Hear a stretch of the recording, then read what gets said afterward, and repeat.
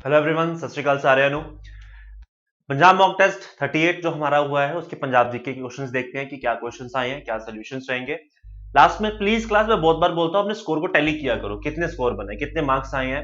और कोशिश किया करो थोड़ा सा मैं नेगेटिव मार्क्स को भी काउंट कर लिया करो, वैसे होते नहीं पर कर लिया करो तो उससे ज्यादा एक्यूरेसी मेंटेन होती है, ज्यादा प्रिपरेशन ज्यादा बेटर हो जाती है आपकी। ठीक है, दोनों चीजें किया करो ताकि स्कोर का पता लगे। स्टार्ट करते हैं। पोथी ग्रंथ, सॉरी पोथी साहिब दैट इज आदि ग्रंथ वाज कंपोज्ड बाय। ठीक है, आसान क्वेश्चन था वैसे, गुरु अर्जन देव जी ने इसकी कंपाइलेशन की थी। Which one of the following is named as the Manchester of Indian financial capital of Punjab. ठीक है, कि पंजाब द मैनचेस्टर और फाइनेंशियल कैपिटल किसे कहा जाता है, तो लुधियाना। ठीक है, इनफैक्ट लुधियाना भारत की सबसे बड़ी वुलन मार्केट में से एक कंसिडर की जाती है। ठीक है, हाउसिंग यूनिट्स के मामले में। चलिए, who among the following is not has been recipient of Saraswati Samman. इनमें से किसको सरस्वती सम्मान से नहीं नवाजा गया है, तो Gurdayal Singh. E district project has been successfully implemented in which of the following district. ठीक है, तो इनमें से आपके पास कपूरथला और एसबीएस नगर के अंदर आपके पास इसे सक्सेसफुली क्या कर दिया गया है, लॉन्च कर दिया गया e district project. Punjab has how many of its geographical area under the forest. Punjab का कितना ज्योग्राफिकल एरिया अपने टोटल परसेंटेज के हिसाब से फॉरेस्ट एरिया कवर करता है, तो it is 8%, one of the least in the country along with the Haryana. Kandi area, an important agroclimatic zone of Punjab has following characteristics। तो इसमें आपको characteristics दी हैं, आपको आइडेंटिफाई करने हैं। सबसे पहले वो कह रहा है कि सब माउंटेनियस अंडुलेटिंग टेरेन है, lack of perennial water resources है, हाई कॉस्ट ऑफ कल्टीवेशन है एंड एक्सट्रीमली फर्टाइल लैंड है। तो आंसर देखते हैं। तो फर्स्ट, सेकंड और थर्ड यानी एक्सट्रीमली फर्टाइल लैंड नहीं है, ये आपको बस ये याद रखना है। फोर्थ स्टेटमेंट यहां पर आपकी क्या हो जाएगी, गलत हो जाएगी। नेक्स्ट, मैच द फॉलोइंग, आपको कॉन्स्टिट्यूंट असेंबली और डिस्ट्रिक्ट्स बताने की कौन किस असेंबली से बिलोंग करते हैं। ठीक है, ये आपका ऑप्शन ये रहा एक। चलिए, तो ऑप्शंस देखते हैं आपके पास आंसर क्या बन रहा है। सबसे पहले आपके पास निहाल सिंगावाला, तो ये आपके पास आंसर क्या हो जाएगा, इसका मोगा हो जाएगा। उसके बाद है शुतराना, ये आपके पास पटियाला है। ठीक है, उसके बाद आपके पास चाबेवाल, तो इसका आंसर है होशियारपुर। और उसके बाद है दिरबा, तो ये आपके पास क्या है आंसर, संगरूर। ठीक है, this is your right answer. चलिए नेक्स्ट क्वेश्चन देखते हैं। Name the Indian ruler who donated land for the golden temple. ठीक है, तो लैंड किसने डोनेट किया था, ये अकबर ने किया था। ठीक है, Punjab has over 0.14 lakh small and medium industries about 600 large. ठीक है, next is Durgiana temple is located in. तो दुर्गियाना आपके पास कहां पर है, अमृतसर के अंदर, बड़ा फेमस मंदिर है। Who was the hero of the Battle of Sabron in the first Anglo-Sikh War। ठीक है, फर्स्ट एंग्लो सिख वॉर में बैटल ऑफ सबरों के आपके हीरो कौन थे, श्याम सिंह अटारी वाला। ठीक है, next, which thermal power plant in Punjab has recently been shut down. कौन सा थर्मल पावर प्लांट अभी रिसेंटली शट डाउन कर दिया गया है, तो Guru Nanak thermal power plant आपके पास क्या कर दिया गया है, शट डाउन कर दिया गया। ओके, चीचो चेक आपके पास ये क्या है, आपके पास पूछा गया है। ठीक है, तो this is a game that is been played by the Punjab. Where is the stock exchange located in Punjab. तो आपको तीन ऑप्शन दिए गए कि पंजाब का स्टॉक एक्सचेंज कहां पर है, तो none of the work, it's actually in Ludhiana. ठीक है, लुधियाना के अंदर आपको स्टॉक एक्सचेंज। चलिए next, Lala Lajpat Rai was associated with which of the following newspaper. इनमें से किस किस न्यूज़पेपर के साथ आपके लाजपत राय जी एसोसिएटेड थे, तो आंसर है ऑल ऑफ द। तो Kohinoor, the Punjabi, Vande Mataram, the people, सारे न्यूज़पेपर्स आपके किसने लिखे हैं, लाला Lajpat Rai ji. Which one of the following statement about the eminent Punjabi writer N.S. Tasneem, who passed away in 2019 are true? इनमें से कौन से में से ट्रू पूछे गए। पहला, he was awarded the साहित्य अकेडमी अवार्ड फॉर एहो हमारा जीवना। He was also the recipient of Punjab highest literary honor, Punjab साहित्य रत्न। और गवाचे अर्थ और एक होर नवा साल the most famous novel of this writer, तो आपको पूछा गया है। तो सेकंड और थर्ड स्टेटमेंट ठीक है, इन्हें साहित्य अकेडमी अवार्ड अहो हमारा जीवन के लिए नहीं मिला था।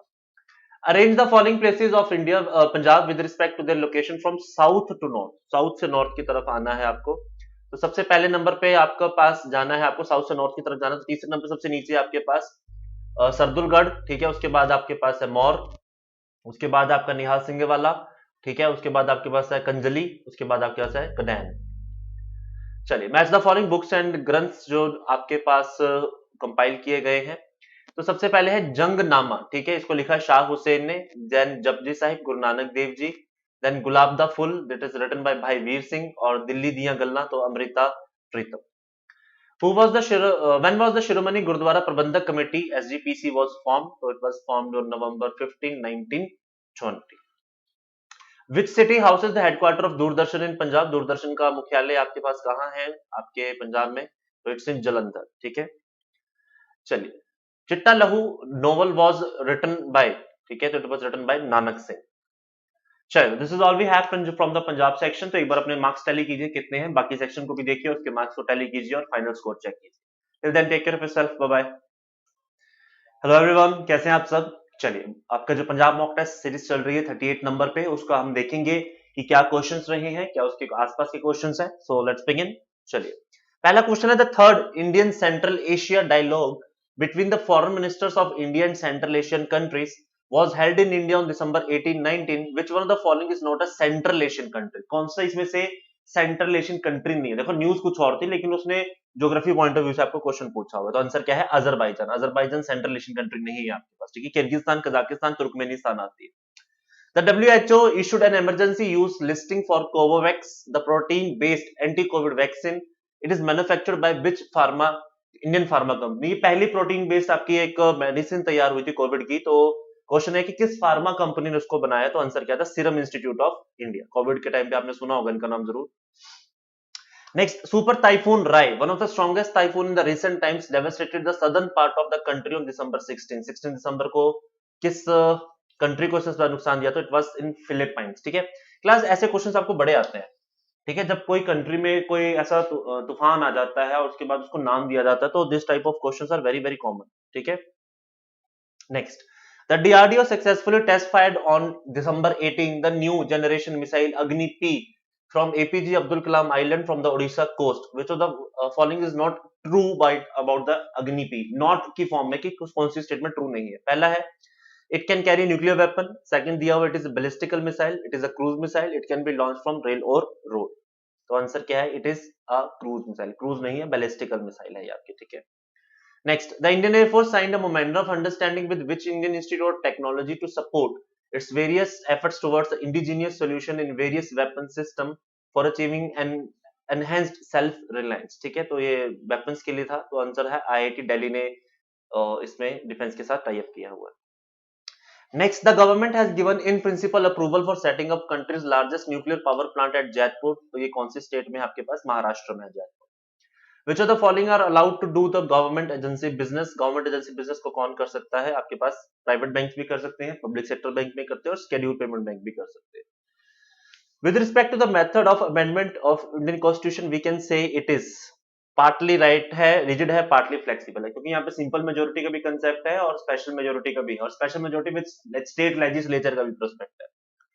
नेक्स्ट, आपको लिस्ट बनाने को कहा हुआ है, आपको मैच द कॉलम करना है. Provisions of constitution of India, और लिस्ट टू आपके पास सोर्सेज हैं कि डायरेक्टिव प्रिंसिपल आपने कहां से लिए हैं, इमरजेंसी प्रोविजंस कहां से, पावर्स कहां से ली हैं, द यूनियन स्टेट रिलेशन कहां से लिया और अमेंडमेंट ऑफ द कॉन्स्टिट्यूशन कहां से ली. ठीक है, आंसर देखते हैं. सबसे पहले डायरेक्टिव प्रिंसिपल, उसके सामने आंसर लिखा हुआ है, कॉन्स्टिट्यूशन ऑफ आयरलैंड से लिया है. इमरजेंसी की पावर्स हमने गवर्नमेंट ऑफ इंडिया 1935 से ली हुई है. यूनियन और स्टेट रिलेशन हमने कनाडा से लिया हुआ है, फेडरल स्ट्रक्चर जिसको आप बोलते हो. और अमेंडमेंट का प्रोसेस हमने कहां से लिया है? साउथ अफ्रीका से लिया. Next, which liberty is not embodied in the preamble of the constitution? तो इसमें से आपको इकोनॉमिक लिबर्टी अलाउड नहीं. In which of the following year Haryana was carved out of Punjab as a separate state? So 1st of November 1966 this happened after the J.C. Shah committee. Indian citizenship can be acquired by, तो सबसे हो सकती है, birth, descent, registration सबसे हो सकती है. The article of Indian Constitution related to abolition of untouchability, तो आर्टिकल नंबर आपका कौन सा है? 17 है आपके पास. Who among the following is considered to be the teacher of Amir Khusro? अमीर खुसरो के गुरु कौन माने जाते हैं? तो निजामुद्दीन औलिया, हजरत निजामुद्दीन औलिया आपके पास इसके गुरु माने जाते हैं. ठीक है, Who among the following state does not have a bicameral legislature? तो इसमें से कौन सी स्टेट में बाइकैमरल लेजिस्लेचर नहीं है? तो वेस्ट बंगाल में नहीं है, महाराष्ट्र, बिहार, आंध्र प्रदेश में है. The Purusha Sukta related to varna system is originally found in, तो पुरुष सुक्ता आपके पास कहां पर है? ऋग्वेद में, 7वें मंडल के अंदर पुरुष सुक्ता का मेंशन है. The secret society founded by V D Savarkar was, तो इसका नाम था अभिनव भारत. ठीक है, महाराष्ट्र बेस्ड थी ये. On which of the following day we have a winter solstice? ठीक है, विंटर सोल्स्टाइस आपके पास कब होता है? दिसंबर 22, यानी कि शॉर्टेस्ट डे होगा, लॉन्गेस्ट नाइट होगी. और समर सोल्स्टाइस होगा तो जून 21 हो जाएगा आपके पास, लॉन्गेस्ट डे शॉर्टेस्ट नाइट हो जाएगी. At a time of Cairo at 2 hours ahead of Greenwich Meridian, hence it is located at। अगर वो कहता है कायरो ग्रीनविच मेरिडियन से 2 घंटे आ गया, तो आपको बताना है कि कायरो कितने लॉन्गिट्यूड पर होगा। तो देखो 1 घंटे के अंदर 15 डिग्री होता है, तो 2 घंटे में 15 डिग्री हो जाएंगे, तो 30 डिग्री ईस्ट आगे है ना, उसने बोला हुआ अहेड मतलब आगे। अगर वो बोलता पीछे है तो मैं 30 डिग्री वेस्ट बोलता, ठीक है। Which of the following economic indicator taken into account by NFIA, तो net factor income from abroad, ये हमारा इनमें से कोई भी काउंट नहीं करता है, ठीक है। Portugal co-hosted the 2022 UN Ocean Conference along with which country on June 27 to 1st of July, लेस्बोन में। तो ये आपके कीनिया के साथ इन्होंने ये इनोग्रेट किया, ठीक है। Dash became the first state to link its ambitious scheme One District One Product to the Union Commerce Ministry Open Network for Digital Commerce। तो ये उत्तर प्रदेश ने आपके पास किया है। हेडक्वार्टर्स ऑफ अनुशालीन समिति कहां पर था आपके पास? कलकत्ता। इसकी एक ब्रांच ढाका में भी थी, ठीक है। The Poverty and Un-British Rule in India by Dadabhai Naoroji was original classic work on the poverty in India, in which year this work was published? तो 1901 में ये पब्लिश हुआ था। Buckingham Canal located in which state? तो ये आपके पास दोनों states के अंदर है, आंध्र प्रदेश और Tamil Nadu. As per the seismic zone map, the government of India Jaitapur site, Jaitapur जहां पे बात कर रहे थे न्यूक्लियर पावर प्लांट है, तो कौन से ये आपके सिस्मिक जोन जहां पे अर्थक्वेक जोन्स में आ सकता है, तो जोन 3 में आता है ये आपके पास, ठीक है। The amendment of the constitution abolished the special privileges of ICS officers and empowered the parliament to determine their service condition। तो 26th अमेंडमेंट एक्ट 1971 था, जिसमें इंडियन सिविल सर्विसेज के जो ऑफिसर्स हैं उनकी प्रिविलेजेस और उनकी जो एम्पावरमेंट है उसको अबॉलिश किया गया था। The concept of privy purse and privileges of the rulers of former Indian states were terminated through, तो 26th अमेंडमेंट एक्ट ही था जिसके थ्रू उसको किया गया था। कंसिडर द फॉलोइंग राइजोबियम, ठीक है, एक्जेक्टोबैक्टर, ब्लू ग्रीन एल्गी। आपको पूछा इसमें से बायो फर्टिलाइजर्स कौन है, तो तीनों के तीनों या के बायो फर्टिलाइजर्स होते हैं। In the context with the companies in India who among the following is known as residual owner. Residual मतलब जो बची हुई आपके पास सिस्टम है, तो इक्विटी शेयर होल्डर्स जो होते हैं वो आपके रेजिडुअल ओनर्स होते हैं। This is all we have from this section. Stay tuned for the next one. Thank you. Hello student, कैसे हैं आप लोग? उम्मीद करते हैं बहुत अच्छे होंगे। तो जैसे कि आपको पता है कि ज्ञानम हर हफ्ते आपके लिए मॉक टेस्ट लेके आता है, तो मैं आशीष आज आपके साथ फिर से हाजिर हुआ हूं मॉक टेस्ट को लेके। तो चलिए स्टार्ट करते हैं कि आपके पास इस मॉक टेस्ट में आपके पास कंप्यूटर में क्या क्या था, उन चीजों को सभी को हम लोग यहाँ पर डिस्कस करेंगे। तो सबसे पहले फर्स्ट क्वेश्चन की अगर हम बात करते हैं तो ये रहा FTP। FTP क्या होता है? FTP की अगर मैं बात करता हूँ तो सबसे पहले तो इसका फुल फॉर्म ही देख लीजिए। इसका फुल फॉर्म है file transfer protocol. File transfer protocol. अभी इसका मतलब ये कि एफटीपी जो प्रोटोकॉल होता है वो क्या होता है, तो पहले तो अगर कभी फुल फॉर्म पूछ ले जाए तो वो भी आप बता सकते हैं कि एफटीपी का stand for file transfer protocol. और इसका काम जो होता है वो क्या है? Use to send an email, use to telecom line, या फिर is a part of a Netscape, या फिर is a protocol for transfer of file between computer. Hopefully आखिरी पॉइंट को पढ़ के हमें ये समझ में भी आ रहा है कि इसका जो बेसिक यूज रहेगा वो क्या रहेगा कि फाइल को ट्रांसफर करना है बिटवीन द कंप्यूटर। मतलब इसमें अगर एफटीपी की बात करूं तो जब भी आपसे पूछा जाए कि एफटीपी का बेसिक यूज क्या होता है, आप लोगों ने बताना है कि अपलोडिंग एंड डाउनलोडिंग। जितना भी अपलोडिंग और डाउनलोडिंग होता है वो किसके थ्रू होता है? यहाँ पे एफटीपी के थ्रू होता है। तो इसके लिए जो ऑप्शन फिट बैठता है वो है आपके पास डी ऑप्शन फिट बिल्कुल बैठता है कि is a protocol for transferring of file between the computers. Hopefully ये बात आपको क्लियर हुई होगी। चलिए नेक्स्ट क्वेश्चन की बात करते हैं। अब आपके पास है कमर्शियली प्रोड्यूस फर्स्ट कंप्यूटर। पहला जो कंप्यूटर था कमर्शियली वो था IBM का, MIPS का, या फिर यूनिवेक का, या फिर एडसेक का। अगर हम बात करता हूँ IBM तो बाद में आई है कंपनी। मिप्स तो मिलियन इंस्ट्रक्शन पर सेकेंड, मिलियन इंस्ट्रक्शन पर सेकेंड, ये तो कंप्यूटर की स्पीड को मेजर करने के यूनिट है। IBM था इंटरनेशनल बिजनेस मशीन। यूनिवेक और एडसेक, अगर एडसेक की मैं बात करूं तो आपके पास electric delay storage automatic computer था। तो जो सबसे पहला कमर्शियल यूज किया गया था वो था यूनिवेक, ठीक है। UNIVAC universal automatic computer. UNIVAC का फुल फॉर्म भी पूछ लिया जाता है, यूनिवर्सल ऑटोमेटिक कंप्यूटर। तो होपफुली बात क्लियर है। C option. Next, information is, information क्या होती है? Summarisation, process of data, data information, textual form of data, या फिर फैक्ट एंड फिगर। अब मेरे को लगता है ये बात आपको क्लियर है कि इसका मीनिंग क्या होता है। समराइजेशन, प्रोसेस ऑफ डेटा, मतलब एक मीनिंगफुल डेटा को, अब वो किसी भी तरीके का हो सकता है कि हमें वो मीनिंगफुल ना लगे, बट जिसके लिए वो मीनिंगफुल है, वो मीनिंगफुल है, तो वो क्या है, एक इंफॉर्मेशन है। डन। चलिए नेक्स्ट क्वेश्चन की बात करता हूं। In a word document green underline indicate, ये जो ग्रीन लाइन जब भी आती है तो क्या इंडिकेट आपके पास करती है, ये पूछा गया है। Possible spelling error, word does not recognise a word, या तो स्पेलिंग एरर, या फिर वर्ड पहचाना नहीं गया है, या फिर word think that grammar should be revise, grammar द्वारा से लिखा गया है, या फिर a word is spelled correctly but does not seem to be the correct word sentence, मतलब वो एक सही सेंटेंस जो है वो नहीं दिख रहा है।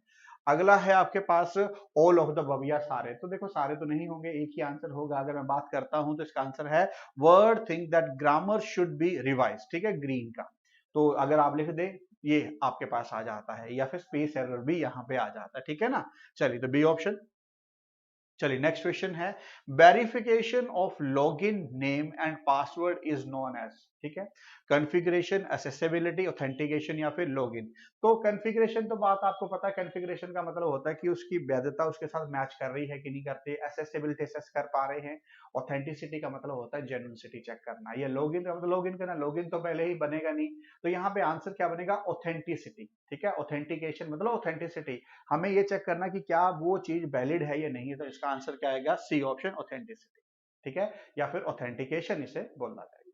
चलिए नेक्स्ट क्वेश्चन की अगर मैं बात करता हूं, अगला क्या है, a text based language with code or tags used for developing a web page is called। अब देखो यहाँ पे क्या है, टेक्स्ट बेस्ड है, ये टेक्स्ट बेस्ड लैंग्वेज है, सबसे बड़ी बात ये क्या है, लैंग्वेज है जिसमें कि टैग का यूज किया जाता है for developing a web page is called, क्या बोला जाता है, जावा, एचटीएमएल बोथ, या फिर नन ऑफ द अबव। तो आपको पता है इसका आंसर जो बनेगा एचटीएमएल। तो कई बार आप लोगों को एचटीएमएल का फुल फॉर्म भी पूछ लिया जाता है, तो एचटीएमएल का फुल फॉर्म क्या होता है, hyper text, hypertext markup language,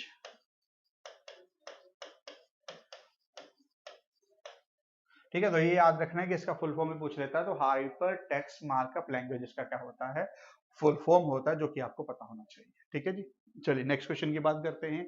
अगला क्वेश्चन ये रहा, a collection of wire that connect several devices is called, link, buses, cable, या फिर पोर्ट, ठीक है। अगर मैं बात करता हूं तो आपको पता है बसेस के थ्रू आप लोग सेवरल डिवाइसेस को क्या करते हैं, जोड़ते हैं, ठीक है, बसेस के थ्रू, ठीक है। चलिए नेक्स्ट है आपके पास, a feature that display only the data in column accessing to specified criteria. तो सबसे पहले फॉर्मूला, सॉर्टिंग, फिल्टरिंग, या फिर पिवोट। अगर मैं बात करता हूं फॉर्मूला, एमएस एक्सेल में लगते हैं सॉर्टिंग करना, सॉर्ट करना किसी भी बड़ी चीज को, फिल्टरिंग या फिर पिवोट। तो अगर मैं बात करता हूं डिस्प्ले की, बात हुई है column of according to specified criteria, तो स्पेसिफाइड क्राइटेरिया मतलब मेरे को मान लीजिए 50 बच्चे थे और 50 बच्चों में मेरे को पहले 5 का डेटा चाहिए, तो स्पेसिफाइड कर रहा हूँ ना, या फिर किसी पर्टिकुलर नेम को मैं स्पेसिफिक कर रहा हूं, तो स्पेसिफिक का मतलब हुआ कि फिल्टर्स, फिल्टर कहां पे काम करते हैं, एमएस एक्सेल में, तो इसका आंसर क्या बनेगा, फिल्टर्स। आप लोग फिल्टर करके कोई स्पेसिफिक बड़े में से, बड़े डेटा में से एरिया को निकाल सकते हैं। 500 बच्चों का डेटा, उसमें से 2 बच्चों का डेटा चाहिए, तो फिल्टर लगाओगे तो वहां से वो डेटा गेट कर लिया जाएगा, तो इसका आंसर बनेगा फिल्टरिंग। फिल्टरिंग मतलब फिल्टर करके वो निकाल लिए बड़ी इंफॉर्मेशन से। डन।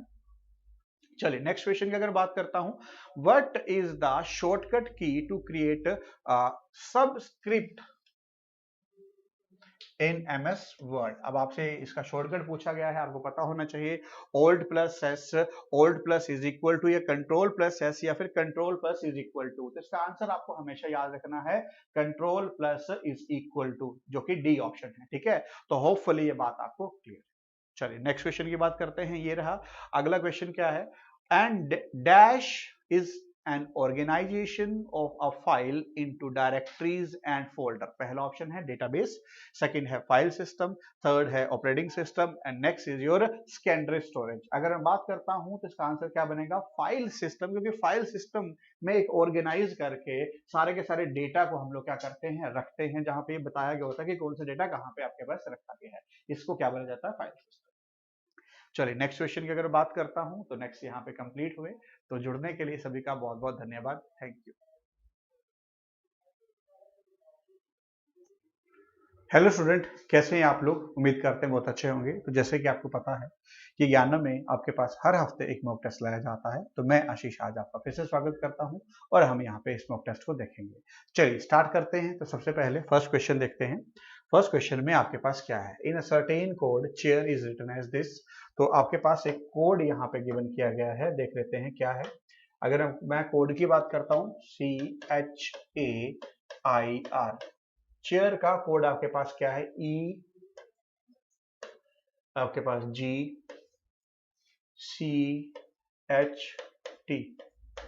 ठीक है जी। अगर यहाँ पे देखते हैं तो सबसे पहले कोडिंग डिकोडिंग का जब भी क्वेश्चन आता है तो हम अल्फाबेट की पोजीशन मार्क करते हैं। तो यहाँ पे है 3, यहाँ पे 8, यहाँ पे 1, यहाँ पे 9, यहाँ पे 18।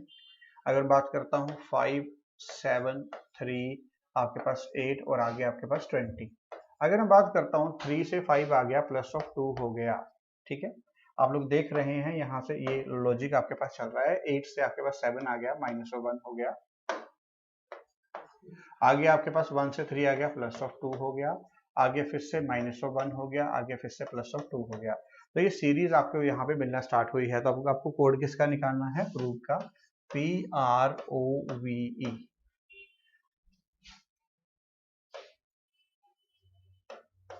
ठीक है जी। चलिए बेटा, तो यहाँ पे हम देखते हैं कि इसका कोड क्या बनेगा। तो सबसे पहले फिर वही करेंगे, कोडिंग डालेंगे 16, 18, 15, 22 एंड 5। ठीक है, अब मैं यहाँ पे बात करता हूँ तो आपके पास P जो कि 16 था, तो 16 में सबसे पहले क्या करना पड़ेगा? 2 ऐड करना पड़ेगा, 18। 18 पे क्या आएगा? R। ठीक है, तो फिर आपके पास -1 करना पड़ेगा, तो -1 में क्या आएगा? 17। 17 पे क्या आएगा आपके पास? Q। अगर मैं बात करूं तो आप लोगों को पहले ही ये चेक कर लेना है, आप लोगों को ये पहले ही चेक कर लेना है कि यहाँ पे आगे कोड बनेगा ही नहीं। क्यों? क्योंकि यहाँ ऊपर से नीचे आपके पास +2 हो गया है, नीचे -1 हो गया है, तो आगे R और Q आना था। तो बाकी ऐसा कोड तो है ही नहीं, कहीं तो सीधा ही डायरेक्ट आंसर कर देंगे हम लोग यहाँ से नन ऑफ दिस। सीधा ही आंसर कर दिया जाएगा नन ऑफ दिस, क्योंकि बाकी पूरा निकालने की जरूरत तो है ही नहीं। चलिए, ये रहा नेक्स्ट क्वेश्चन। अब अगले क्वेश्चन में देखते हैं। अगले क्वेश्चन में क्या है? इन each of the following question find out which of the letter series following the given rule number of letters skipped in between adjacent letter of the series starting from behind increasing by 1। एक एक करके जो है पीछे से बढ़ता हुआ यहाँ पे आए, पीछे से एक एक स्टार्टिंग से एक एक करके आपके पास बढ़ता हुआ आए। तो सबसे पहले अगर मैं बात करता हूँ, ए ऑप्शन उठा के देखते हैं। ए ऑप्शन में आपके पास क्या लिख रखा है बेटा? देखते हैं, OIG। अब मैं देखो बेटा, अगर मैं यहाँ पे बात करता हूँ तो O का नंबर होता है 15 और इसका नंबर होता है 10। तो सीधा ही गैप जो है वो आपके पास 5 का है, तो ये तो बात नहीं बनेगी। स्टार्ट आपके पास स्टार्टिंग से पहले 1 नंबर, फिर 2 नंबर, फिर 3 नंबर, इस तरीके से यहाँ पे होना चाहिए। तो अगर मैं ए ऑप्शन तो आपके पास यहाँ पे कैंसिल आउट हो रहा है। ठीक है ना। अब मैं बी ऑप्शन उठा रहा हूँ, OM। बी ऑप्शन है OMJ, आपके पास F और A। ठीक है जी। चलिए चेक करते हैं। तो अगर मैं यहाँ पे बात करता हूँ, इस चीज को आप लोग समझेंगे बेटा क्या है। इसका नंबर क्या होता है? 15, इसका नंबर होता है 13, यहाँ पे 10, यहाँ पे आपके पास 6 और यहाँ पे 1। तो अगर मैं देखता हूँ तो इन दोनों के बीच में एक ही नंबर का गैप है 14। आगे यहाँ पे 12 और 11, मतलब 2 नंबर का गैप आ गया। तो यही तो था, पहले नंबर 1 होगा, फिर नंबर 2 होगा, आगे 3 का होगा। ठीक है, तो आगे अगर मैं बात करता हूँ तो 9 है, 8 है और यहाँ पे 7 है। ठीक है, 3 का गैप आ गया, आगे 4 का गैप आ जाएगा। तो अगर मैं बात करता हूँ तो ये सीरीज फिर आंसर बन रही है। 4 का गैप भी आपके पास आ रहा है, देख सकते हैं। 5 आ गया, 4 आ गया, 3 आ गया, 2 आ गया। यही था, 1 का गैप, 2 का गैप, 3 का गैप, 4 का गैप। यही आपसे यहाँ पे बताना था कि किसका गैप यहाँ पे आ रहा है इस ऑर्डर में। So answer is B option. Answer is B option. चलिए नेक्स्ट क्वेश्चन देखते हैं। अगला क्वेश्चन ये है सीरीज का। इस क्वेश्चन में देखते हैं आपके पास क्या है। BFCH question mark HOLT। अगर मैं बात करता हूं तो यहाँ पे देखिए नंबरिंग अल्फाबेट डालेंगे 2, 3, 8 और आपके पास 15 और यहाँ पे 12। तो मैं सबसे पहले बोलूंगा फर्स्ट को चेक करो। यहाँ से 2 से अगर आप यहाँ पे गए हो तो क्या हुआ है? +1 हुआ है। आगे अगर मैं क्या करूं यहाँ पे, तो आपके पास +1 करके यहाँ पे अगर 4 कर देता हूँ। ठीक है, अगर आप यहाँ से देखते हैं तो यहाँ पे कितने का गैप है, 4 का गैप है, तो ऑब्वियस आप पीछे 3 का गैप रहा होगा, तो यहाँ पे 2 का गैप रहा होगा। अगर मैं यहाँ पे 3 के गैप की बात करता हूँ तो मेरे को यहाँ पे नंबर क्या आएगा, ई। ठीक है, तभी यहाँ पे नंबर जो है आपके पास +2 आएगा और यहाँ पे +3 आएगा। तो नंबर मिल गया, 1 2 3 4 सीरीज मिल गई। अब आगे है 6 8। अब देखो 2 का गैप है तो आगे ऑब्वियस है 10 ही आएगा, 10 का नंबर आएगा। यहाँ पे आगे देख लेते हैं, 11 आ गया, 11 का नंबर है के 3, आगे यहाँ पे 4, आगे यहाँ पे 5। हाँ ये सीरीज बन गई, तो 20 है तो 5 का। हाँ तो सीरीज बन गई बेटा। यहाँ पे सबसे पहले 1 2 3 4 की ये सीरीज चली, उसके बाद क्या चली, 2 3 आपके पास 2 से 6 और 8 के बीच में जो डिफरेंस था 2 का था, और 8 से 11 के बीच में 3 का था, 3 के बाद 4, 4 के बाद 5, 2 3 4 5 ऐसे करके सीरीज यहाँ पे चल पड़ी। तो आंसर आ गया ई के, ये आंसर आपके पास बन गया। तो ऐसा भी सीरीज भी आपके पास देखा जा सकता है। डन। चलिए अगले क्वेश्चन की अगर मैं बात करता हूं तो अगला क्वेश्चन फिर से स्मॉल अल्फाबेट सीरीज का है, इसमें चेक करेंगे कि क्या रहेगा। चलिए तो इसको करने का तरीका मैंने आपको पहले ही बताया है कि आप पहले लिखेंगे A dash B B C dash A B dash C C A dash B B C C, है ना। तो सबसे पहला तरीका होता है कि हम काउंटिंग करते हैं कि काउंटिंग करके कितने अल्फाबेट है। 1 2 3 4 5 6 7 8 9 10 11 12 13 14 15 16 17 18। अगर 18 है तो पेयर बनाएंगे, तो 6 का पेयर बना के देखें। 1 2 3 4 5 6, 1 2 3 4 5 6 और लास्ट में 1 2 3 4 5 6, 6 का पेयर आ गया। अब मेरे को थोड़ा आइडिया भी हो रहा है, अगर मैं देखता हूँ डबल ए है आपके पास, डबल बी है, डबल सी, तो मैं यहाँ पे कैन आई से ये पुट कर दूं डायरेक्टली यहाँ पे डबल ए आ गया, डबल बी आ गया, double C, double A double B double C, double A double B double C, ये सीरीज बन गई। तो आंसर क्या आ जाएगा, ए यहाँ से आ गया, यहाँ पे सी आ गया, यहाँ पे बी आ गया, यहाँ पे ए आ गया। ठीक है ना, A C B A C B A B option यहाँ पे आंसर बन गया, A C B A B option आपका आंसर बन गया। डन। चलिए नेक्स्ट क्वेश्चन की मैं बात करता हूं। अगला क्वेश्चन है ये कैलेंडर का, इस क्वेश्चन में देखते हैं क्या है।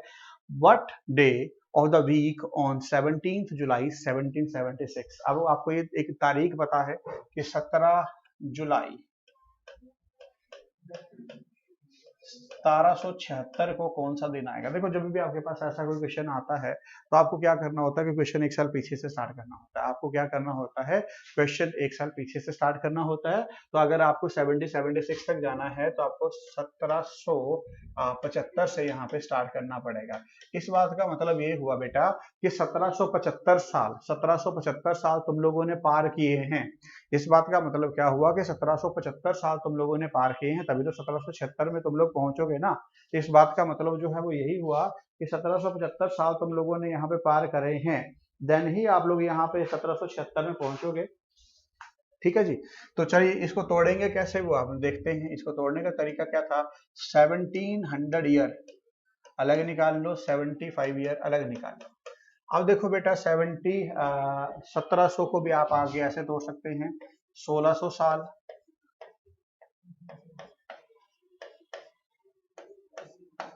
और 100 साल अलग निकाल लिए। अब अगर मैं 1600 साल की बात करता हूं तो ओड डे कितने आ गए, 0 आ गए आपके पास। ठीक है, और यहाँ पे कितने ओड डे आ गए, 5 ओड डे आ गए, क्योंकि आपको पता है पूरा का पूरा कैलेंडर का कॉन्सेप्ट जो है ओड डे के ऊपर बेस्ड है। अब ये 75 ईयर है, 75 ईयर के अंदर क्या है, नॉर्मल ईयर भी है और लीप ईयर भी है। तो यहाँ नॉर्मल ईयर ले लेते हैं, यहाँ लीप ईयर ले लेते हैं। तो अब आपको पता है कि अगर मैं लीप ईयर निकालने हैं तो 4 से डिवाइड करना पड़ेगा, तो 18 चुके 72, 18 लीप ईयर आ जाएंगे, बाकी जो बच जाएंगे वो यहाँ पे आप ऐड कर माइनस कर देंगे। 15 में से 8 गए आपके पास 7, और यहाँ पे 6 में से 1 गया 5, तो 57 क्या है, नॉर्मल ईयर। अब देखो सारा कैलकुलेशन हमने कर लिया, तो 100 साल में ओड डे कितने आ गए आपके पास, 5, पहले 0, फिर यहाँ से 5, फिर यहाँ पे अब नॉर्मल ईयर है तो नॉर्मल ईयर को आपको मालूम है कि 1 से मल्टीप्लाई करना पड़ता है, तो इनटू ऑफ 1 कर दिया आप लोगों ने इसको, तो 57 आ गया। ठीक है, प्लस ऑफ 18 है तो 18 इंटू में 2 करना पड़ेगा, क्योंकि लीप ईयर आपके पास आता है एक साल। यहाँ पे जो ओड डेज आते हैं लीप ईयर में वो 2 आते हैं, तो इसलिए इसे डबल करना पड़ता है। तो 18 इंटू 2 36, ये आ गया। अब देखो बेटा जाना कहाँ तक था, 17 जुलाई तक, ये तो आपके पास 1975 तक 1775 तक हो गया। अब इसके बाद का जो कैलकुलेशन है वो क्या है, जनवरी के ओड डे कितने आएंगे आपके पास, यहाँ पे 3। अब देखो 76 क्या है, एक लीप ईयर है, ठीक है ना, 76 क्या है, एक लीप ईयर है, क्योंकि ये 4 से एग्जैक्टली डिवाइड हो जाएगा। तो मैं लीप ईयर यहाँ पे जनवरी फरवरी का कितना आएगा आपके पास 1, मार्च का कितना आएगा 3, अप्रैल का कितना आएगा आपके पास 2, मई का आएगा 3, जून का आएगा 2 और जुलाई के 17 दिन। ये पूरा का पूरा कैलकुलेशन बैठेगा। तो इस सारी चीज को मैं यहाँ पे लिख देता हूँ ताकि आप लोगों के लिए और क्लियर हो जाए। 0, 5, 0 प्लस 5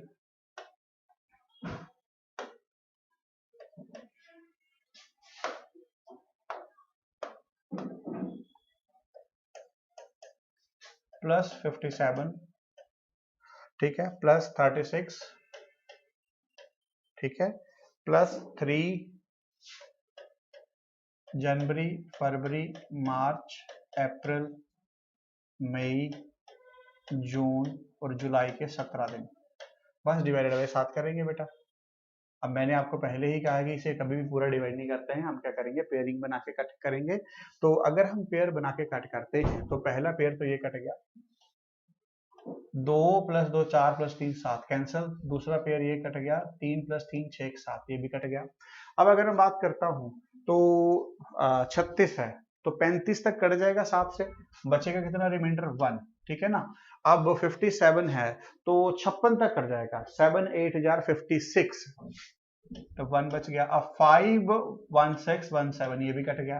अब आपके पास बचा है 17, अगर 17 को मैं डिवाइड करता हूं तो 14 तक कट जाएगा, रिमाइंडर कितना बचेगा 3। एक्चुअल में आपके पास 3 ओड डे बच गए, कितने ओड डे बच गए, 3 odd day.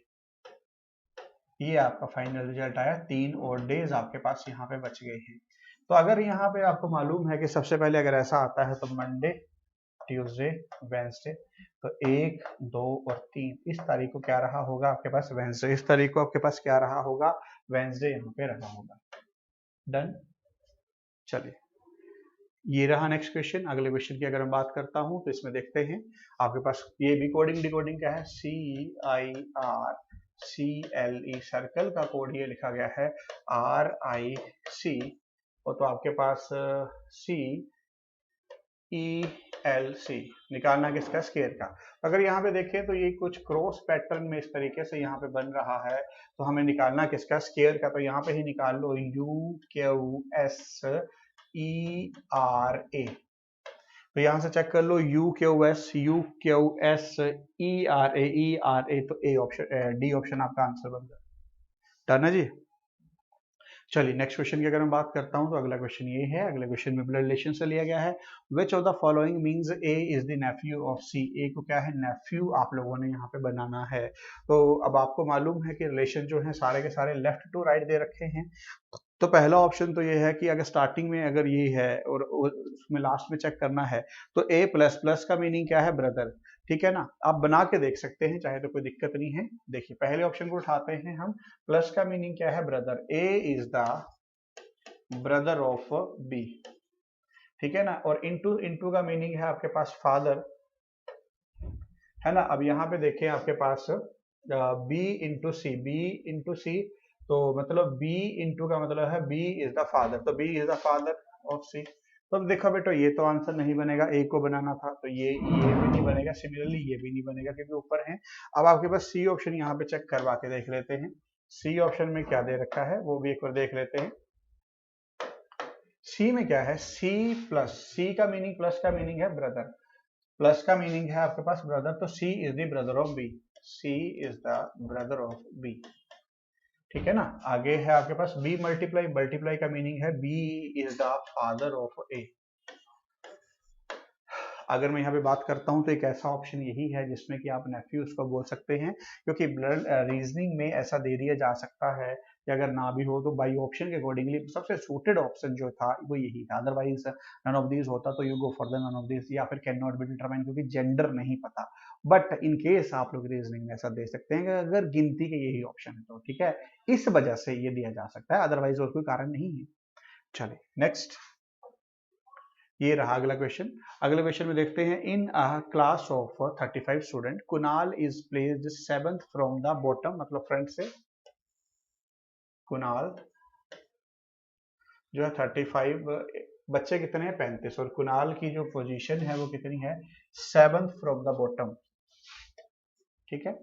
Where as Sonali is place 9th from the top, मतलब लास्ट से ले लो, सोनाली की टॉप से कितनी है 9th है। Pulkit is place exactly between two, और पुलकित इन दोनों के बीच में बैठा है, ठीक है। देन आगे क्या है, but is the Kunal position from the Pulkit, कि अब कुणाल की पोजीशन जो है वो पुलकित से कितनी है ये आपको यहाँ पे बताना है। अब देखो बेटा, सबसे पहले अगर टोटल बच्चे ही आपके पास 35 हैं, अगर 35 आपके पास स्टूडेंट है, तो उसमें से इनको और इनको निकाल लो तो बीच का बच्चा आ जाएगा। तो अगर मैं बात करता हूँ 9 + 7 कितना होता है 16, 9 + 7 16, 35 में से घटा दीजिए बेटा, 35 में से अगर आप 16 घटाते हैं तो 15 में से 6 गए बचे 9, 2 में से गया 1, मतलब यहाँ पे हमें पता चला कि यहाँ से लेके यहाँ तक टोटल बच्चे जो हैं वो कितने हैं आपके पास 19। अगर 19 हैं तो 8 बच्चे इस तरफ होंगे बेटा, 8 बच्चे इस तरफ नहीं, आपके पास 19 हैं तो 9 बच्चे इस तरफ होंगे, 9 + 9 18, और 9 बच्चे इस तरफ होंगे, 9 और 9 18 और एक 19वां बच्चा ये। अब पूछा क्या था, but is Kunal position from Pulkit, ये पुलकित से कुणाल की पोजीशन, तो इनके बीच में 9 बंदे हैं, तो इसके यहाँ से खड़े होकर देखोगे तो 10th पोजीशन आएगी, इसके यहाँ से खड़े होकर देखोगे तो पोजीशन जो आएगी 10th, दैट्स इट। चलिए नेक्स्ट क्वेश्चन की मैं बात करता हूं, अगला क्वेश्चन देखेंगे क्या है। In a row of boys A is 10th from the left, A जो है 10th from the left, then आगे क्या है, B who is 9th from the right, B who is 9th from the right, ठीक है, ये आ गया आपका लेफ्ट, ये आ गया आपके पास राइट।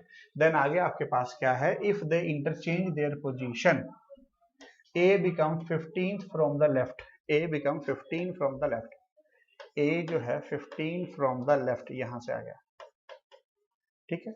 अब आपसे पूछा क्या है, how many boys of in the row, इस रो में टोटल कितने बच्चे हैं, तो इसका फॉर्मूला क्या है, total is equal to L + R - 1।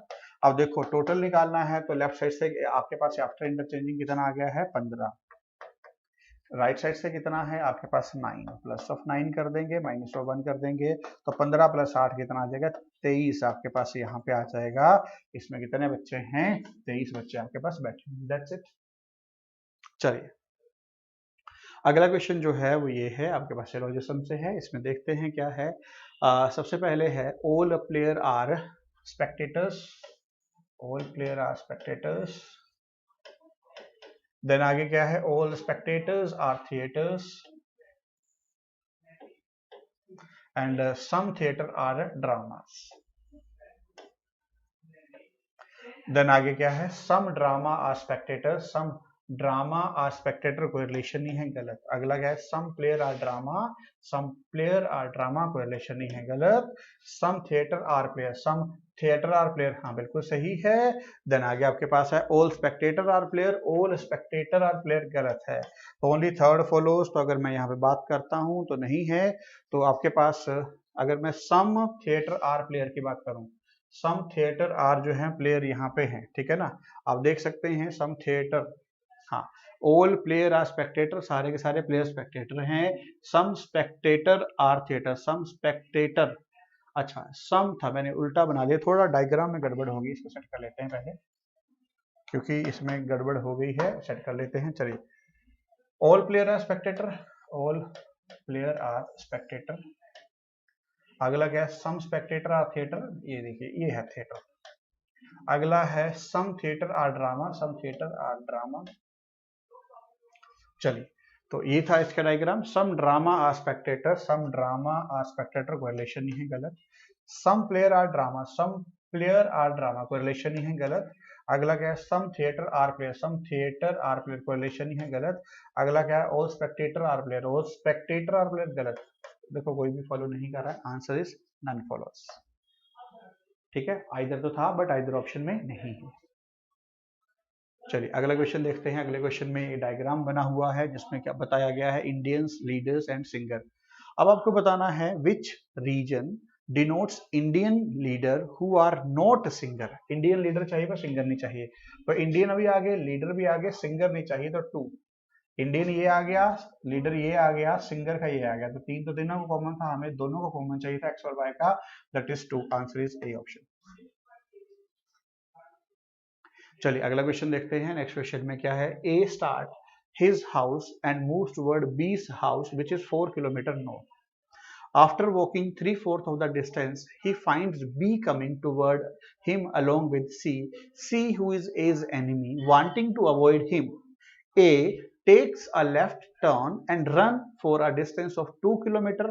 Now, if this point say P, he decided to go B's house, how much distance would he need to cover? इस क्वेश्चन को मैं आपको समझाता हूँ। बोला है आपके पास ए से लेके बी के घर की जो टोटल दूरी है, ये मान लीजिए ए है और ये बी है, और यहाँ पे टोटल दूरी कितनी है, 4 किलोमीटर, यहाँ से लेके यहाँ तक। और ए ने जो है बी के घर की तरफ गया और कितना डिस्टेंस, 3/4 ऑफ द डिस्टेंस, मतलब 3 किलोमीटर यहाँ से कर लिया, 1 किलोमीटर यहाँ पे बचा।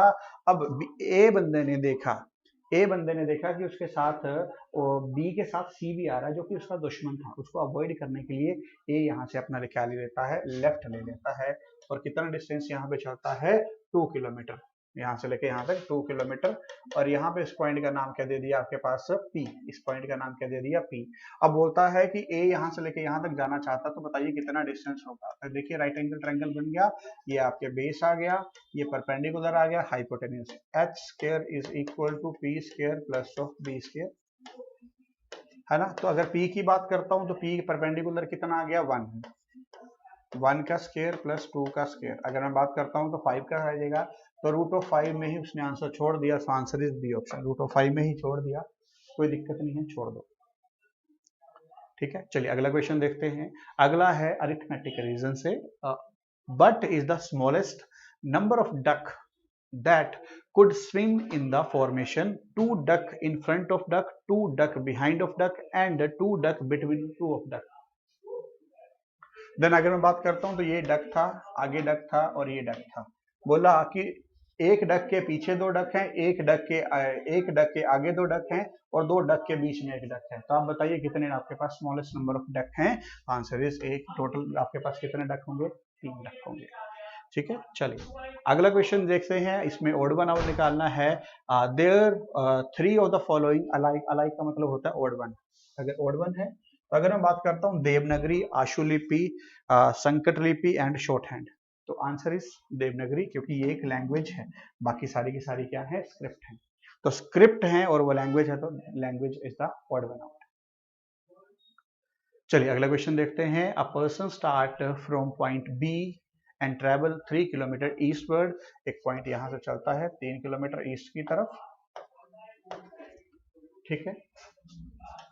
Turn left and travel a distance thrice that the distance of reach, मतलब इससे 3 गुना। तो ए यहां से चला बी पे पहुंचा और बी यहां से गया, 3 गुना डिस्टेंस, तो किस पे, सी पे, तो 15 5 था ना यहाँ पे। He again turn to his left and travel 5 time of the distance he covered between A and B. अब इसका 5 गुना लेना है, तो 5 टाइम्स, पहले थ्राइस था इसका, तो थ्राइस जो था वो 9 था, थ्राइस जो था वो 9 है, थ्राइस 9 है। अब इसका लेफ्ट लेके यहाँ पे 15 जाना है। अब पूछा गया है आपके पास what is the straight line distance, straight line distance. अब अगर मैं यहाँ से यहाँ बात करता हूँ तो ये बना है, तो देखो 3 यहाँ से कर दो, यहाँ से टोटल बेस कितना बन जाएगा आपके पास, 12, परपेंडिकुलर कितना आ जाएगा, 9, ठीक है ना। परपेंडिकुलर आपके पास कितना आ जाएगा, 9। तो अगर 12 का निकालते हैं, X square is equal to P square plus of B square. हाँ जी, पी की वैल्यू कितनी है आपके पास परपेंडिकुलर की, तो 9। 9 का कितना आ गया आपके पास, यहाँ पे 81 और यहाँ पे आपके पास 144। तो अगर मैं इसे ऐड करता हूँ तो मेरे पास कितना आता है, 4 और 1 5, 8 और 4 12, 225। तो वो कितने का आएगा, 15 का स्क्वायर आएगा। That's it, done. चलिए, तो जुड़ने के लिए सभी का बहुत बहुत धन्यवाद। Thank you class. हेलो दोस्तों, स्वागत है आप सबका ज्ञानम के ऑनलाइन लर्निंग प्लेटफॉर्म पर। और आज के सेशन में हम डिस्कस करेंगे आपके वीकली मॉक टेस्ट का कंप्लीट सॉल्यूशन क्वांट के पार्ट। चलिए स्टार्ट करते हैं फर्स्ट क्वेश्चन के साथ। फर्स्ट क्वेश्चन है द जीसीडी ऑफ 1.08, 0.36 एंड 0.9। सबसे पहले तो जीसीडी का मतलब यहाँ बहुत से बच्चों को नहीं पता होगा, तो मैं बोल दूं कि ये क्या होता है, आपका एचसीएफ होता है। ठीक है, क्या होता है आपका एचसीएफ ही होता है। मतलब वो ऐसा नंबर जो सभी नंबर्स को पूरा पूरा डिवाइड करते हैं। तो वो ऐसा नंबर देखो 0.9 इसको तो पूरा पूरा डिवाइड कर रहा है, इसको भी डिवाइड करेगा, इसको भी डिवाइड करेगा, तो 0.9 आपका इस क्वेश्चन का राइट आंसर होगा। एचसीएफ क्या होता है आपका हाईएस्ट कॉमन फैक्टर, वो बड़े से बड़ा नंबर जो सभी नंबर्स को कंप्लीटली डिवाइड कर दे। ठीक है, नेक्स्ट क्वेश्चन क्या कह रहे हैं, mister Sohan Lal is 4 times as old as his son. कि सोहन और उसका जो बेटा है उनकी एज का रेशो क्या है, 4:1 है। उनकी एज का रेशो क्या है, 4:1 है। Hence the sum of their age will be 43 years। ठीक है, 4 year hence मतलब 4 साल बाद उनकी जो एज का रेशो, जो टोटल सम है वो 43 है। 4 साल बाद मतलब इन 4 साल में सोहन लाल की भी उम्र 4 साल बड़ी है, उसके बेटे की भी 4 साल बड़ी है, तो टोटल कितना बड़ा, 8 साल बड़ा है। तो देखो अगर मैं कहूं कि ये टोटल 5 यूनिट आ रहा है, 4 + 1, और इस टाइम पे -8 कर दो तो 43 - 8 मतलब 35। तो 1 यूनिट की वैल्यू यहां से क्या हो जाएगी, 7 हो जाएगी। तो उसने पूछा क्या था, the present age of the son, तो उसने 1 यूनिट की वैल्यू ही पूछी थी, 7 years। ऑप्शन बी इस क्वेश्चन का राइट आंसर होगा। आई होप क्लियर होगा सभी को ये क्वेश्चन। चलिए बढ़ते हैं नेक्स्ट क्वेश्चन की तरफ। नेक्स्ट क्वेश्चन क्या कह रहे हैं, 3 partners A, B and C invest 26,000, 34,000 and 10,000 respectively in a business out of profit of 3,500 B share। देखो A ने कितना लगाया, 26,000 रुपए, B ने कितना लगाया, 34,000 रुपीज, और C ने कितना लगाया, 10,000 रुपीज। अगर मैं यहां से इन सब का शेयर लूं, 30 से 30 कैंसिल हो रही है, 2 से डिवाइड करो 13, 17 और 5। देखो 13 + 17 30, 30 + 5 टोटल मतलब 35 यूनिट आ रहा है, जो 3500 के इक्वली था। तो 1 यूनिट की वैल्यू क्या हो जाएगी, 100 हो जाएगी। तो कितना मिला होगा बी को, 1700। ऑप्शन बी इस क्वेश्चन का आपका राइट आंसर होगा। चलिए बढ़ते हैं उसके बाद नेक्स्ट क्वेश्चन की तरफ। नेक्स्ट क्वेश्चन में क्या कह रहा है, the average weight of A class of 20 student is 45 kg। A new student whose weight is 40 kg, एक नया बच्चा जिसका वेट कितना है, 40 किलो है, replace an old man of this class, hence the average weight of the whole class decrease by 1 kg। देखो 20 बच्चे हैं तो मतलब जो टोटल डिफरेंस बना था वो 20 kg का बना था। अगर एवरेज डिक्रीज हुआ है तो मतलब जो नया था उसका वेट ऑलरेडी कम होगा। ठीक है, तो उसका वेट कितना दे रखा था, 40, और ये पहले वाले से 20 कम है, तो जो ओरिजिनल पर्सन था उसका वेट कितना रहा होगा, 60 kg रहा होगा। ऑप्शन सी आपका राइट आंसर है। चलिए next question, by selling an article for 247.5 it gets a profit of 12.5। The cost price of the article का कॉस्ट प्राइस देखो 12 1/2% की अगर मैं फ्रैक्शन वैल्यू की बात करूं तो 1/8 होती है। तो यहां से अगर मैं सीपी और एसपी के रेशो की बात करूं तो ये 8:9 आ जाएगा। तो मतलब जो मेरे को ये वैल्यू दे रखी है 247.5, इसको डिवाइड बाय 10, ये 9 यूनिट की वैल्यू है, मुझे 8 यूनिट की वैल्यू कैलकुलेट करनी है। डिवाइड करें, 9 से डिवाइड करते हैं सबसे पहले इसको, पहले 2 पे डिवाइड करेगा, 9 × 2 18, उसका कितना बचेगा, आपका बचेगा 667, फिर 9 पे करेगा और फिर 5 पे करेगा।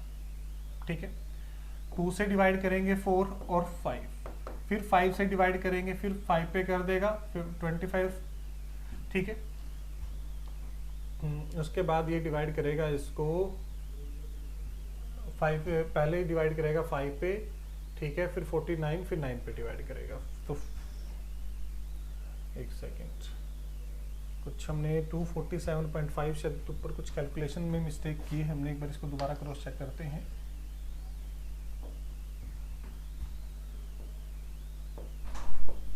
247.5 247.5 divide by 9 into 100 into 8 sorry, क्योंकि अपने को 8 यूनिट की वैल्यू कैलकुलेट करनी है। ठीक है, पॉइंट को रिमूव करेंगे तो डिवाइड बाय 10 आ जाएगा। 9 से डिवाइड करेंगे, सबसे पहले 2 पे डिवाइड करेगा, 9 इंटू 18, 24 में से 18 गया 6 बचेगा 67। उसके बाद 9 से डिवाइड करेंगे तो 7 पे करेगा ना, हाँ यहाँ हमने 9 लिख दिया था। ठीक है, उसके बाद किस पे करेगा 5 पे, 2 से डिवाइड करेंगे 4 और ये 5 से करेंगे तो ये इसको 55 पे डिवाइड करेगा। 55 इंटू 4 क्या आ जाएगा 220। ठीक है, लास्ट टाइम हमने यहाँ पे 9 लिख दिया था, ये 7 आएगा। चलिए, उसके बाद नेक्स्ट क्वेश्चन की तरफ चलते हैं। नेक्स्ट क्वेश्चन में क्या कह रहे हैं, a man buys 10 article for 8 rupees and sell them at 1.25 rupees per article. 10 article खरीदे और 8 रुपए में बेचे उसने, सॉरी 10 आर्टिकल उसने 8 रुपए में खरीदे हैं। और अब वो बेच कितने में रहा है 1.25 पर आर्टिकल, मतलब 10 आर्टिकल, तो हम कह सकते हैं कि 12 रुपए 50 पैसे में सेल कर रहा होगा। 12 रुपए 50 पैसे में सेल कर रहा है, तो कितने का प्रॉफिट हो रहा है उसको 4 रुपए 50 पैसे का प्रॉफिट हो रहा है। ये प्रॉफिट कैलकुलेट कितने के ऊपर होगा, इंटू 8 डिवाइड बाई 100 इंटू 100। 0 से 0 कैंसिल कर ले। ठीक है, 8 से डिवाइड करेंगे तो पहले 5 पे, मतलब देखो पूरा तो डिवाइड होगा नहीं, लेकिन एक चीज कंफर्म हो गई ऑप्शन से कि 50 से बड़ा आंसर होगा, तो ऑप्शन डी आपका इस क्वेश्चन का राइट आंसर आ जाएगा। पूरा सोल्व करने की जरूरत ही नहीं थी यहाँ से अपने को। नेक्स्ट क्वेश्चन में क्या कह रहा है, A, B and C contract a work for 550 rupees. Together A and B are to do 7 by 11. कि अगर A प्लस B ने 7 वर्क किए हैं आउट ऑफ 11, तो बचे हुए 4 काम किसने किए होंगे, C ने किए होंगे। द शेयर ऑफ C, तो देखो टोटल जो ये 11 यूनिट है वो किसके इक्वल है 550 के, तो 1 यूनिट की वैल्यू कितनी हो जाएगी 50, तो 4 की वैल्यू क्या हो जाएगी 200 हो जाएगी। तो ऑप्शन बी इस क्वेश्चन का आपका राइट आंसर होगा, ऑप्शन बी। चलिए नेक्स्ट क्वेश्चन। नेक्स्ट क्वेश्चन में क्या कह रहा है, a train running 75 metre, a train 75 metre long is running with a speed of 20 kilometre per hour, it will pass a standing man. तो distance खुद का ही होगा 20 इंटू 5/18 इंटू टाइम। ठीक है, क्योंकि 20 किलोमीटर पर आवर है, उसको चेंज किस में करना पड़ेगा, मीटर पर सेकंड में चेंज करना पड़ेगा अपने को। देखो 5 से डिवाइड करेंगे सबसे पहले तो ये 50, फिर 5 से डिवाइड करेंगे तो 3 और 4, 2 से डिवाइड कर लो तो 27/2 मतलब 13.5। ऑप्शन बी इस क्वेश्चन का राइट आंसर होगा। आई होप क्लियर होगा ये क्वेश्चन भी।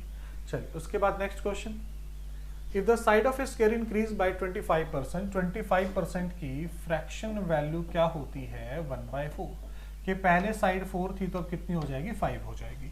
देन एरिया, स्क्वायर का एरिया क्या होता है साइड का स्क्वायर, पहले 16 था तो अब कितना हो रहा है 25 हो रहा है। 16 से 25 तो 9/16 इंटू 100। ठीक है, 1/16 की वैल्यू सबको पता है, 1/16 की वैल्यू कितनी होती है हमारी। ठीक है, 6 1/4 तो 9 से मल्टीप्लाई करेंगे तो ये कितना आ जाएगा 56.25।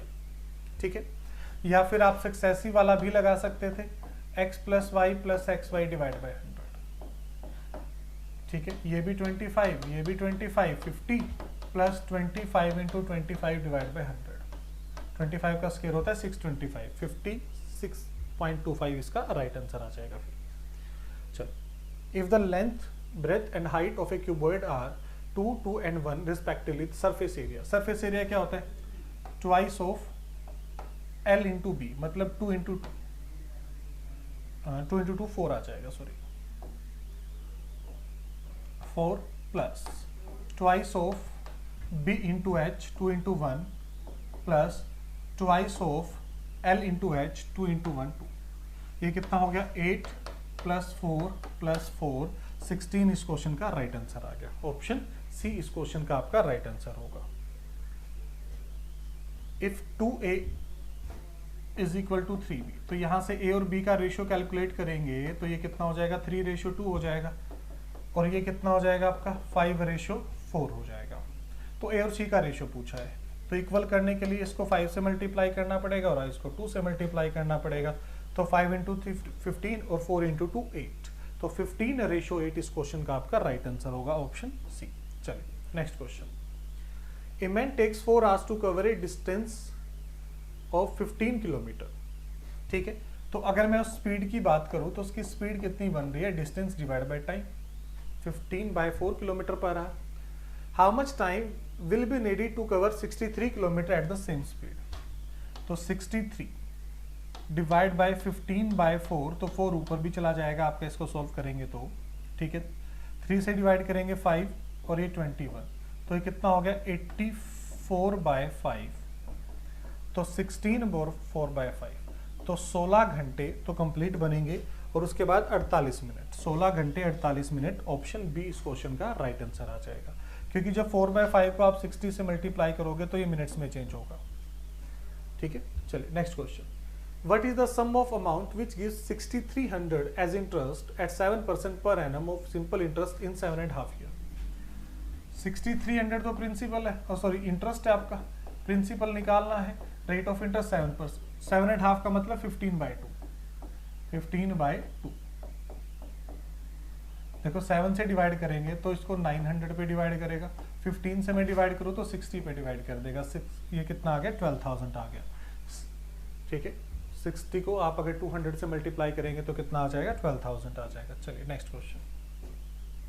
A man donate 5% of his income to a charitable organization and deposit 20% of the remainder in a bank. If he now left with 1999, what is income?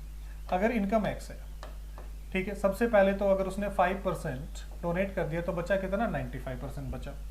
उसके बाद जो अब बचा हुआ था उसका 80% उसने डिपॉजिट कर दिया और अब उसके पास 1999 बचा हुआ है। ठीक है, अगर इस कैलकुलेशन को सोल्व करोगे, देखो 19 से सोल्व करो 5, 19 से सोल्व करो 101, 4 से डिवाइड करोगे 20 से डिवाइड करोगे 4 और 5, इससे ये कैंसिल, 4 इसको 25 पे करेगा, तो आंसर कितना हो गया 101 इंटू 25। तो आपका नंबर देखते ही समझ आ जाएगा, ऑप्शन बी इस क्वेश्चन का आपका राइट आंसर होगा। चलिए नेक्स्ट क्वेश्चन पे चलते हैं।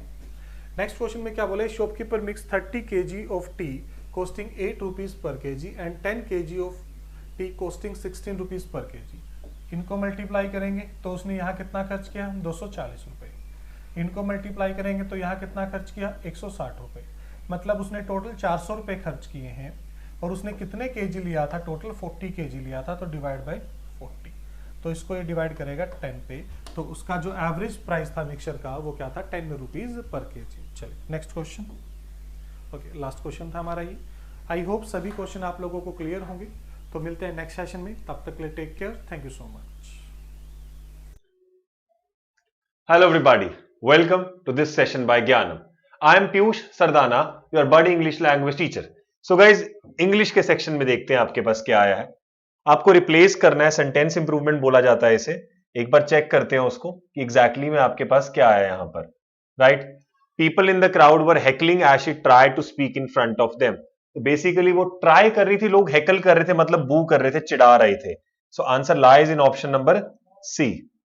Next, The recent acts of vandalism in the country cannot be ignored. Vandalism का मतलब होता है kind of violence. जब आप बहुत ज्यादा mischievous activities करते हैं या protest करते हैं तो उसको बोला जाता है आप vandalism. यहां पे आपको बताना है जो best describe करे, one word substitution है, one who draws maps and charts is called cartographer. One who possesses many talents is called of course versatile. ये versatile है। Errors find करने हैं इसमें guys. It is always easy to talk about a thing than to do it ourselves. पहली बात तो guys than लगा है, इसका मतलब comparison है, इसलिए यहां पे easy का क्या बन जाएगा easier. Next, I have been working for this organization for the last 10 years. I have been working है, ये present perfect continuous है, इस ऑर्गेनाइजेशन के लिए काम कर रहा हूं लास्ट 10 सालों से, तो यहां पर ये फॉर भी लगा, absolutely correct, there seems to be no error over here. The guide told us that where the island was and went on narrating its history. The guide told us, यहां पर दैट नहीं लगेगा, actually में बताने वाला हो गया कि कहां था, तो आपको दैट लगाने की कोई जरूरत नहीं है इधर। आगे बढ़ते हैं। अब यहां पर आपको सेंटेंस इंप्रूवमेंट फिर से बताना है। The department has been running this programme for the past 2 years. For लग जाएगा because we've got a slot of time going on here. I am thinking to do an MA in English. And बिल्कुल सही है, MA के साथ English में करना है, लेकिन आई एम थिंकिंग ऑफ डूइंग। ये आपके पास आया है रीअरेंजमेंट गाइस। अब देखते हैं रीअरेंजमेंट क्या कहता है। It says long ago in Danish kingdom. Danish kingdom की बात आ रही है। वुड नाइटली, देखो अभी यहां वुड आया है, ठीक है। अभी कैसे करना है, लॉन्ग अगो इन अ डैनिश किंगडम। अब हु है, पर्सन के लिए लगता है यहां पे है नहीं, है ना। अब ये हो सकता है नेम्ड ग्रैंडल, ये पर्सन है तो पर्सन के बाद हु लग सकता है। अगर हम वैसे जाएं तो एस के बाद आर की पॉसिबिलिटी है। Long ago in a Danish kingdom lived a gruesome monster named Grendel who rising from his marshy home।